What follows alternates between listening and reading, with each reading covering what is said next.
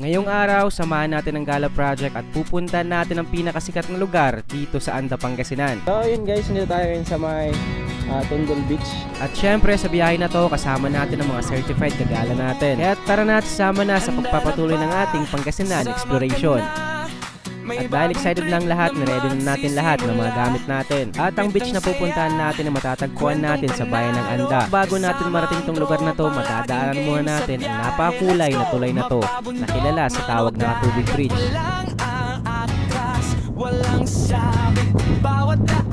Nadaanan nga rin natin dito ang isa pa sa napakakulay na kalsada dito. Dagdagan pa ng ganda ng kulay ng kalangitan. At maglakbay kasama ang Gala Project. Lakbay ng malayo, walang pipigil sa trip. Hawak ang hangin, bibit ang dreams. Let's travel with no limits, let's chase every scene.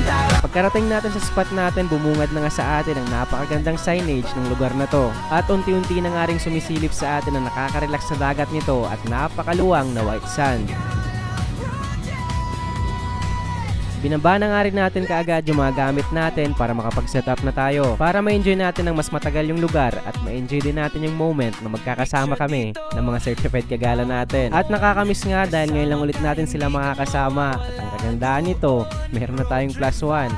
Meron na mga susunod na henerasyon ng mga certified kagala natin. Uy, tuwa siya. Uy, nakuha ko yun. Nakuha ko yun. Oh, usap kayo. Mag-vlog ka na. Mag-vlog na ikaw. Hello guys. Hello guys. Mag-vlog na ikaw. Hi guys. Kagala din po ako. Certified kagala.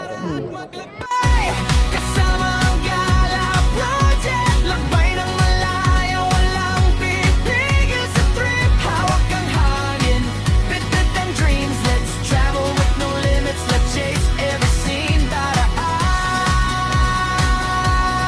at maglakbay.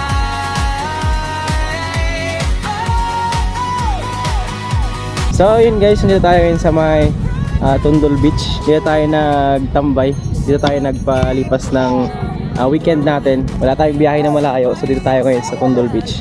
Kasama natin yung mga bata at yung mga tropa natin. Kasama natin sila Jessa actually. Sila Jessa, sila Sir Edmar, kasama natin sila. At last na nakasama natin sila dati na long ride is sa Isabela pa. At ngayon na lang ulit.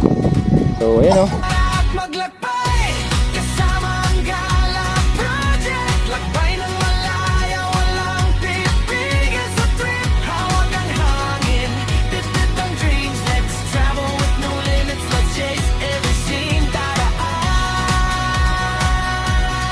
at maglakbay.